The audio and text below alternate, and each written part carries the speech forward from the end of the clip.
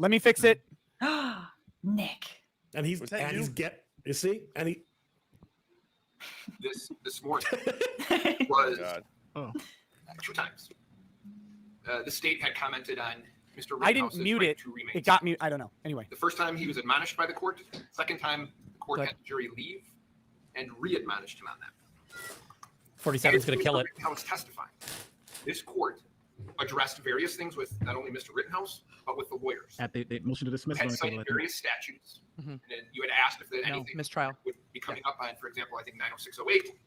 One of the other things you addressed was 90404. And you had said that based on the information that had come out at the trial, nothing had changed as it relates to your ruling. Shortly thereafter, Mr. Binger stated, and we looked it up, previously, he said to Mr. Rittenhouse, previously indicated that you wish to have your AR-15 to protect someone's property. Clearly in violation not only of the prior ruling that you had made, but the ruling that very day, that very morning. It appears to be that there are two really elements the court must consider when making a determination on a mistrial for what amounts to prosecutorial overreaching. And the first one is the prosecutor's actions must be intentional in the sense of a culpable state of mind in the nature of awareness that his activity would be prejudicial to the defendant. I would argue to you that that's clearly aware of that. You had warned him, you had told him prior to Mr. Rittenhouse testifying that these things, certainly the 90404 was off limits. You had warned him about the infringement on his constitutional right to remain silent. He did it again. The second one, I think, requires some action by the court in terms of a finding. The second one says the prosecutor's actions was designed to allow another chance to convict. That is, to provoke a mistrial in order to get another kick at the cat because the first trial is going badly, or to prejudice the defendant's rights to successfully complete the criminal confrontation at the first trial. Now, the case that I had cited is a Kenosha case, State versus Coping. Opening? Yep. 100 with second 700. COPENING. He said coping on purpose. In that case, the court didn't make findings regarding the prosecutor's actions. So I don't know that it's my role to sit here and say who's winning. I don't think that's it is your role. what I'm supposed to do. You can say your I think the court has to make some findings as it relates to the bad faith on the part of the prosecution. And if the court makes a finding that the actions that I had talked about bad faith, then I think in the courtroom? both elements for mistrial with prejudice have been met. And I think under the circumstances, based on what I've put forth on the record, I would certainly ask the court to consider those. And I would ask the court grant the motion with prejudice. Thank you. Woo! The bomb has been ignited. There we go. The state had to know this was coming. Respond to this with a little bit of research. At first blush, though, and I reserve the right to present case law and additional sites to the court, but I do want to point out for the record that the defendant has presented interviews to at least one media source and at least one online source since his arrest. And there have been questions about that night. There have been questions about what he did, things like that. He has does not decided, Fifth Amendment. probably on advice of counsel in those circumstances, not to give a statement in the media about what happened. But he is talking about his family life, he's talking about his friends, he's talking about the circumstances of the case, he's talking about how this has affected him and things like that. So my point in asking those questions was, you have agreed to talk to the media, you've agreed to talk about yourself, you've agreed to give interviews, but until now, this is the first time you're explaining your actions. He's trying to justify his BS. You can't justify this. He's trying exactly. Hold on. Let's hear him. What the defendant told him. He actually starts to tell them some things, and then he says he wants a lawyer, and they stop him. And they Mirandize him first, by the way. Then he starts to tell them some things, and he says, but I want to talk to my lawyer. And they're like, okay, we're done. So I'm not referring to that. I didn't ask any questions of the detectives about that. But since this, the defendant has spoken to the media. He has talked about his life, about circumstances related to this case. He just hasn't given his exact version of events that night. So his voluntary discussion to speak to the media has nothing to do with the Fifth Amendment. That is his own decision. And if he's going to pick and choose what he wants to talk about in those voluntary interviews with the media, then I think that's fair game. It doesn't implicate his rights. It doesn't implicate the Fifth Amendment. He's in court now. Voluntary choice. Man. Well, wait a minute. That's what you think. Give an interview about his awards he won in high school, or his demerits that he got, or his and about his sports activities and his swimming and that, Oh, and declined to answer any questions about the incident in question, and that's somehow a waiver of his right to silence. Oh shit. I think he's doing more than that, Your Honor. I think On he's- Jupiter. I don't know. I knew nothing about them. I never, I haven't seen all of. You didn't I raise haven't them, seen Binger. Probably 1% of all the evidence, which is pretty typical, as you know. So I have no way of knowing it. You have some interviews that he gave to media or to.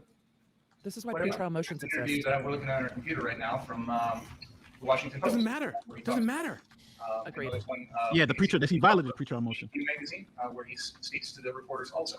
And he doesn't go into specific details about what happened that night. But it's not like he's Exactly. talking about school or swimming or things Well, like that. no. Don't leave it at. He doesn't go into specific details. I mean, it's certainly there could be a waiver, but a very modest discussion about the activities of that night. And if you're suggesting that occurred, that could make a big difference. But even a small discussion on his part of the night in question might be a full waiver. I don't know, but I won't know until I see it. But why don't you make copies of it? And Can we have a few minutes to well, we won't do it right now. I do agree with you that this is not something that I would want to do sitting here without giving you an opportunity to respond. And they should rest for the day. Although I Deal would with be us. interested in your preliminary response to the excluded evidence that you touched on Elicited. after having been told not to do it, or having been told that I was confirmed with parallel. I do want to just point out right now, we've got it on the screen. This is a Washington Post article. No, he asked you a different question. Reference to an interview that he Idiot. says, the defendant says he did not regret having his gun because, quote, I would have died that night if I didn't, end quote. That's a direct quote Really? from the defendant to the media That's the statement. about that night. Oh, What about that? All I can say about that interview is there were prior counsel representing him. I don't care about that. It's irrelevant. And Ask yeah, about he that statement has then. an argument now. I don't know anything about the circumstances of that. Bad answer. I'd have to read the article. It's a party opponent admission. That's what they're trying to get at. Well, that might make a difference. An admission that he would have been dead if he had. It would have- Boy, wow. Yeah, well, But they Put could have it up- pretrial put motioned it that against the roll. statement for impeachment questions purposes. about excluded evidence. Your Honor, we went over this earlier, and I don't want to repeat myself because I know you've heard me, but if I could just summarize. I did hear you talk about that evidence this morning before testimony. The defendant then took the stand. He admitted that he had said to the person in the yellow pants that he had pointed a gun at that person. I have seen that video.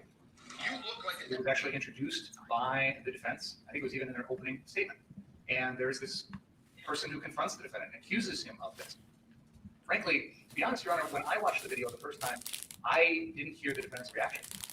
I thought it was someone making an accusation and then the defendant walking That is so away loud. as if trying to avoid Kurt. confrontation. I was surprised to hear the defendant admit in his testimony, on direct, by his attorney, that yes, I did tell that person that I had pointed the gun at them. He explained then that he was joking when he said that. The jury can evaluate that. It goes to his credibility. It goes to whether or not he's telling the truth. It goes to his decision-making. That is, again, this is an incident that occurred that night. So it's not something that happened separate in time. It presumably happened a few minutes before. But like I said, I was taken aback by the defendant admitting that he had said to this person, yes, I pointed a gun at you. And I think it's fair to say that watching that video, that person, believes strongly that this happened. The defendant is telling him it happened. Now the defendant today is giving us a different version and saying, oh, I made it, I was joking, I was just kidding that guy or whatever. I'd like to probe that. I'd like to probe what he said to that person. I'd like to probe a lot of what things. his motivations were, et cetera. I'd like to probe whether in fact he really did do that. And Then you bring it to the court first. that changes the equation with regard to the CBS video that was the subject of the other act's motion. But not the In ruling, my mind, it is very similar. And I know we've disagreed on that. to my mind. Belabor the point, Your Honor, but that was where I was coming from. Was No, you weren't. there's been a change in the testimony of the defendant today that I think You're right. makes that evidence It's a complete shaggy dog story. much more relevant than it already was, and I thought it was already relevant. The court is Then you ask the court before you elicit it in Well, front I'm of the just jury. here on the He only sideline. came up with it during lunch. Well, He came up with it during Yep. lunch. Yeah, I had made a ruling that the evidence wasn't Ooh, coming in, pissed. and you decided that it was. Yep. If I could just respond. Accurate. quickly, Your Honor, I was about to say, I did not interpret your ruling as an absolute. We had 3 state motions in there. There was one in which we that asked the line court to introduce evidence that the defendant was at Pudgy's bar with believe he's Rob doing Horton, this. and you were clear that is not coming in. There was. Don't get into other subjects. Come on, what you're telling me.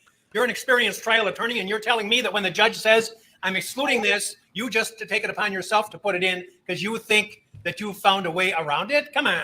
Come on. True. Come on, man. On our 3 motions and other acts motions was there were some gradations there. That you were clear. That something was happening, and you left the door open on other things. Oh, I saw that mistake. I thought to Dismiss myself, it. Clearly, I know this is out. not- but you Oh, left the door shit. open on other things. So I didn't interpret your ruling as this is absolutely never coming in. I didn't I interpret. have practiced before you, Your Honor. I have filed other acts motions He's before going- you. Your practice Prior good is acts. to reserve ruling on those until you see the Digging. evidence. And I think you even said something to that effect. at our I motion. undoubtedly did. So I thought, this is my good faith explanation to you. No. And if you want to yell at me, you can. Good faith. My good faith. Oh, he's giving Oh. permission. So You left the door open a little bit. Now we had something new, and I was going to probe it. I don't believe You you. came in with a wrecking Whoa, ball. whoa, whoa. There better not be another. said it. I'll take. I don't believe you. Replacement. And you can respond. Wow. Taking it under advisement. I And don't You Okay. say believe that this you was were in acting good in faith. good faith. I don't Wow. believe that. Okay. Wow. He said he Proceed. doesn't believe him. Everybody in good faith. Wow. All right. No, you break for the He's day. done for the day. He's in trouble. No, On you the break for record. the day, and you deal with this. Your Honor, Yeah. Defense. I do have another item that I want to raise. before the Good luck. trial, and raise it with you. There was another acts motion with regard to the defendant being at Pudgy's Bar after a court appearance in January, in which he poses for selfies wearing a shirt that says "free as fuck." I would like to ask the defendant Outrageous. pose for selfies This is after in a court limine. appearance with members of the public they already do wearing this? that shirt. I do not intend to talk about who those people were, what groups they were affiliated with, or anything along those lines. No, why is it But I relevant? believe that it is relevant when the defendant goes to a bar after a court appearance and poses for selfies wearing a shirt like that. Why? I think it is relevant to some of the issues that have come up in this case. No, For it's not. example, Just Public put it in. opinion. remorse or lack of remorse is utter disregard for human life. Those are things that I think come That is into play. ridiculous. Come on. Behavior is not consistent. Because he with wore a someone's shirt? regard for human life. He's about to Jury's get already railed. watched him He's going to get railed. break down on the Oh, stand. come on. This I'd guy's like a to fucking know joke. how heartfelt and sincere these emotions are when you go to a bar and you pose for selfies with people. When you're out on bond in a first-degree intentional homicide trial wearing a free as fuck shirt. I wonder if he's bringing this to get Kyle mad before Kyle goes back on the I'm not gonna stand. talk about any of the people or who they were from. In Because he fact, knows he's the gonna lose photograph it. we're going to use has actually got their faces. He doesn't blocked need out. to though. He's got Schroeder to get mad for him. See any of the people in the crowd. We'll just This is see for the them media, in not the a court. group of people for a selfie. That he has no That First shirt. Amendment right. That's as far as I want to go. You No. went way too far, man. Nobody got an opportunity. First of all, you've made a ruling on it, and it was clear prior to him testifying. He just said it was a clear So part ruling, of this too. is, would we have raised it? Would we have brought it up if we would have known that it was going to be coming in? We have done not. There's been nothing to open this door, Judge. Nothing that has been said to open the door about what happened 4 months after this is relevant in any way to what happened that evening. That is part of what the court had ruled. You had said 4 months after. I don't see how that goes to any 90404 type of admissible evidence. So my argument is, A, you ruled on it previous to him testifying. You confirmed your ruling, which you had made previously, where Mr. Binger just said you had shut the door on it. So apparently he doesn't believe a door that is shut should stay shut. However, now he's asking that something be admitted that, to be fair, this should have been brought up sooner. This jury, I did the voir dire, I would have voir dired on an issue of whether or not they heard it, saw it, were aware of it, how they felt about it, whether it had an impact on their ability to be fair in the case. We never went there because of your prior ruling. So there's nothing that's opened this door. And I don't think it's relevant, something Great that happened argument. 4 months later. Great argument. We Uh, detrimentally relied on your that's previous that ruling. You night. can't change that ruling now. Not 4 months later. There's nothing that's relevant about that. You've already made your ruling. I ask that you stick with it. I'm struggling with why it would be relevant. Because it's to any bad of the faith. issues We in all our are. case. We all are struggling with why it's if we relevant. were on Yep. trial for using exquisitely bad judgment, if he were on trial for behaving in a very offensive way, then I could see the purpose. But an incident that occurred 4 months after the incidents in question, I don't see how that jury can work with that in reaching any conclusions about the issues in this case. First of all, Your Honor, we have introduced evidence that the defendant had a slogan on his TikTok page, "Bro, I'm just trying to be famous." This case has made him famous, and he's posing for selfies. As a You're the one result, talking to the media. one of our He theories wants to convict him for being a bad guy. behavior that night was intended Hey, man, you've We're worn a having different poor pin every judgment. day. Why is that? That's to be propensity. famous. Look, And 18-year-olds have bad he's judgment. reaped the Wow. benefits of that. Second of all, he is on trial, in my opinion, for exquisitely poor decision-making. Taking a gun that he's not legally entitled to have. It's coming not the down, legal violation of standard. Curfew, Roasted running around the community, He didn't with break that gun, curfew. trying to be a police officer when he's not, confronting protesters that he knows are hostile, and all of those Whatever. things, I think, are exquisitely bad judgment. So the jury can make that decision. The jury can give what weight they want to this evidence, but it's moments after he has a court appearance here. He's out on bond in this case when he decides to do this behavior, and nobody made him do it. Nobody forced him to go to the bar. Nobody forced him to wear the shirt. Nobody forced him to pose for selfies. It's his own decision making.